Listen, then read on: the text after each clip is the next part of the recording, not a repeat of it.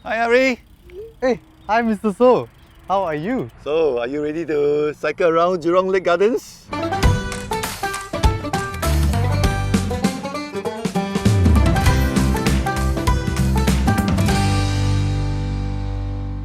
So recently, right, I met up with a friend. He was sharing a story about a conversation he had with his dad.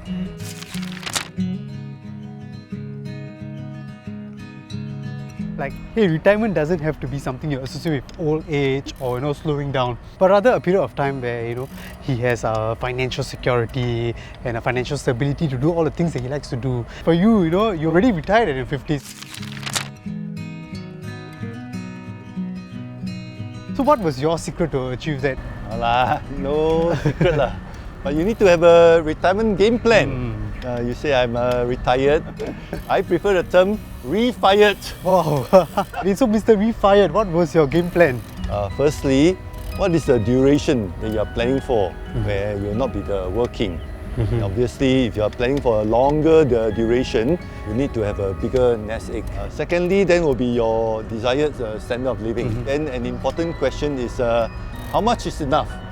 How much do you need to accumulate before you say it's enough? You have enough, you don't need to work and you can live on it for the rest of your life. Recently, I've been thinking a lot about my needs and wants, how to identify them better. Well said, young man. You're very sensible. The money for your needs to be coming from something that is very safe and secure, and the CPF is like that.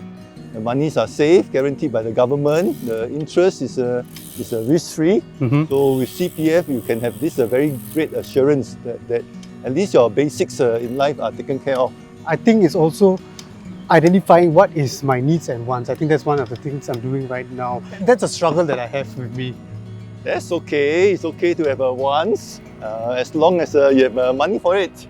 So that's where, in a sense, investments come in. So if you learn how to invest and take appropriate investment risks, then you should be able to accumulate sufficiently for your needs and the kind of lifestyle that you want. Me and my fiancé, we just got our flat and then we are planning the finances for it. So in your talks, you always mention part cash, part CPF, right? Yeah, so how do we best adopt this method? So typically for a young couple, when they buy their first HDB flat, they use the CPF fully to service their mortgage payment. And that's perfectly fine. However, later on when they have pay rises and they find that they have some spare cash, they can consider changing it to part CPF, part cash.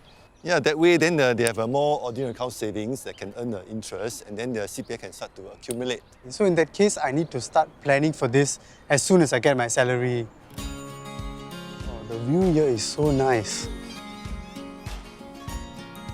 Let's take a seat.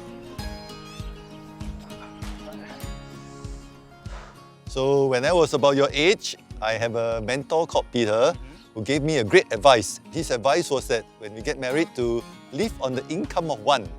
That roughly translates into a very high savings rate of about 50%, and that gave us a great financial head start. The savings, for example, you could consider topping up your CPF special account. I mean, I always had the mindset, that once I get married, right, I have double the income coming into the household, and I thought I could spend more. But yes, I mean, I think planning more prudently, I think I can save more, 50% more like you said.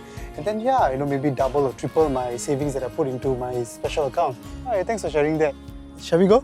Okay.